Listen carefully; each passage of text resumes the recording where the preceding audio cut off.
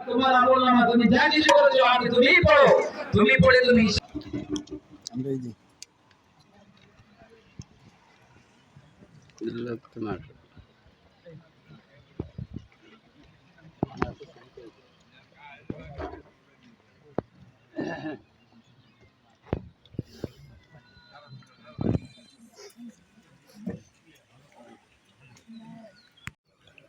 কই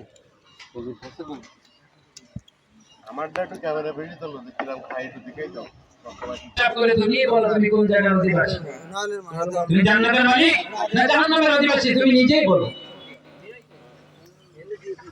সম্মানিত উপস্থিতি, আমরা সবাই ওয়াজ জানি, কেউ অজানা নয়। আমাদের চাইতে ইবলিস আরো বড় মুক্তি নাকি, বড় জানলেওয়ালা। এই জানলেওয়ালা না মানার কারণে কি হয়েছে, ইবলিস হয়ে গেছে, নাকারস্থ হয়ে গেছে, আল্লাহ পাক তাকে একদম বরখাস্ত করে দিয়েছে।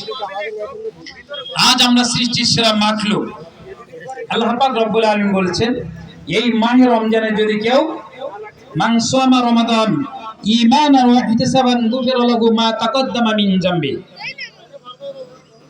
কোন ব্যক্তি এই মাসে ঈমান এবং চেতনা সহকারে, চেতনা বোঝেন, হাসি খুশি এক জায়গায় বেড়াতে যায় মানুষ, কি খুশি হয়ে কত সুন্দর জামা কাপড় পরিধান করে সে যায়, আরে আমি বিয়ে বাড়ি যাচ্ছি, আমি জামাই বাড়ি যাচ্ছি, আমি অমুক জায়গায় বিয়ে খেতে যাচ্ছি, তাই না?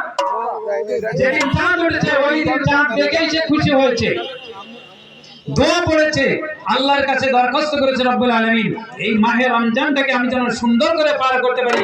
এই যে খুশি হওয়াতে আল্লাহ রাসূল সাল্লাল্লাহু আলাইহি সাল্লাম বলেন ঈমান এবং চেতনা সহকারে যে ব্যক্তি সিয়াম সাধনা পার করলো, আল্লাহ পাক রব্বুল আলামিন বিগত জীবনের সমস্ত গুনাহ তার maaf করে দিল। সুবহানাল্লাহ। আসুন আমরা কি এই মাহে রমজান পার করতে যাচ্ছি, আল্লাহর কাছে আমরা ক্ষমা চাইবো না?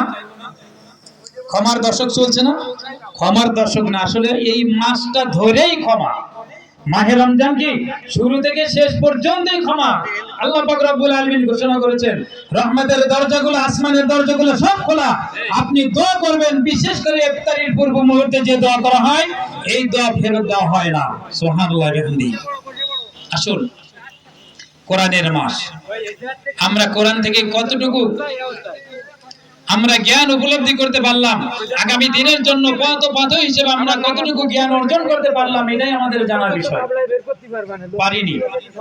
কোরআন যে আমাদেরকে সম্মানিত করেছে, কোরআন যে এই মাসটাকে সম্মানিত করেছে, সেই কোরআন আমরা এই মাসে কতটুকু ধরে রেখেছি, অর্থ সহ পড়েছে, বুঝেছি, পড়তেও পারি নাই, বুঝতেও পারি নাই। এই কোরআন দিয়ে একটু আগে বলতেছিল খায়রুল ইসলাম নোমানী